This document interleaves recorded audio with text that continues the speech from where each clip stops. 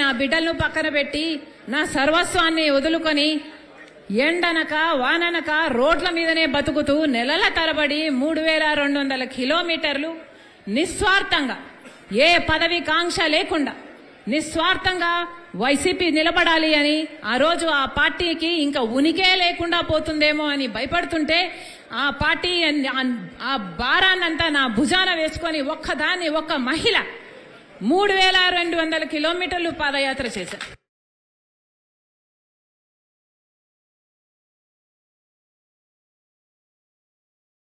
Campaign run చేయమంటే చేశాం.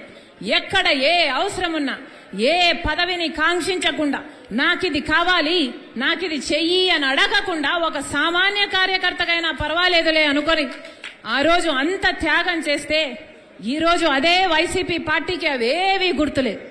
ఈ రోజు వైసీపీ పార్టీకి వాళ్ళ క్యాడర్కు వాళ్ళ సోషల్ మీడియాకి అసలు నేను ఒక మహిళనని వైసీపీ పార్టీ కోసం ఎన్ని త్యాగాలు చేశానని రాజశేఖర్ రెడ్డి బిడ్డనని గాని వాళ్ళకింత మేలు చేసిందానని గాని ఈరోజు ఒక్కటి కూడా గుర్తు పెట్టుకోలేదు.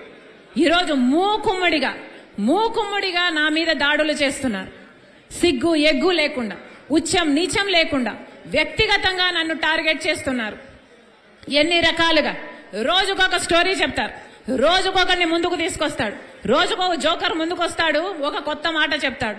నిన్నైతే ఒకడు ఏకంగా ప్రణబ్ ముఖర్జీ పేరునే తీసుకున్నాడు. ప్రణబ్ ముఖర్జీ ఆయనకు చెప్పాడట, నా భర్త అనిలు సోనియా గాంధీ దగ్గరికి వెళ్ళాడట, ఆయనకు పదవీకాంక్ష అప్పటి నుంచే ఉందట, పదవీకాంక్ష ఉంది కాబట్టి అక్కడ సోనియా గాంధీతో నా భర్త చెప్పాడట, షర్మిలమ్మను ముఖ్యమంత్రిని చేయండి, మేము కాంగ్రెస్ పార్టీని బలోపేతం చేస్తాము, జగన్ జైల్లో పెట్టండి అని నా భర్త ఆయనకు చెప్పాడట. ఏమైనా అర్థం ఉందా అని అడుగుతున్నాం. ఇప్పుడు ప్రణబ్ ముఖర్జీ గారు లేరు చెప్పటానికి. అలాంటి పెద్ద మనిషి పేరును కూడా మీరు వదిలిపెట్టడం లేదు అంటే అసలు మీ కుట్రలకు మీ కుతంత్రాలకు ఏదైనా హదుపు ఏదైనా ఉందా? నా భర్తకు పదవీకాంక్ష ఉందా? మాకు పదవీకాంక్ష ఉంటే మా నాన్న అప్పుడు 5 సంవత్సరాలు ముఖ్యమంత్రి, మేము ఒక్క పదవైనా తీసుకోకపోయే వాళ్ళమా? మాకు పదవీకాంక్ష ఉంటే ఒక్క పదవైనా తీసుకున్నామా మేము? మా నాన్న ముఖ్యమంత్రిగా ఉన్నప్పుడు ఒక్క పదవి తీసుకోలేదు కదా.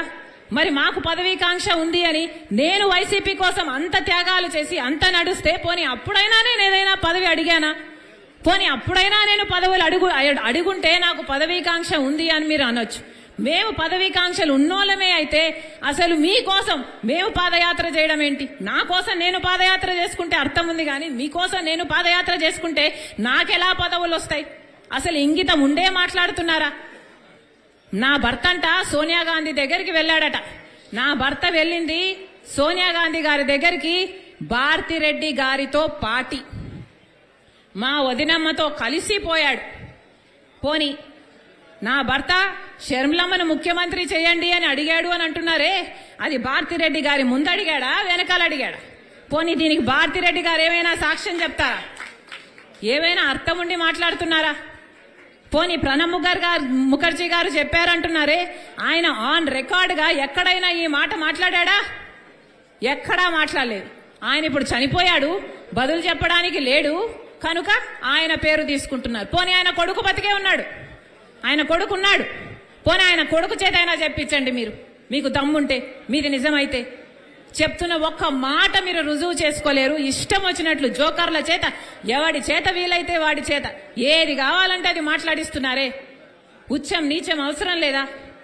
ఆడపిల్ల అన్న ఇంగితం కూడా లేదా? వ్యక్తిగతంగా టార్గెట్ చేస్తారా? ఇంకా సాక్షి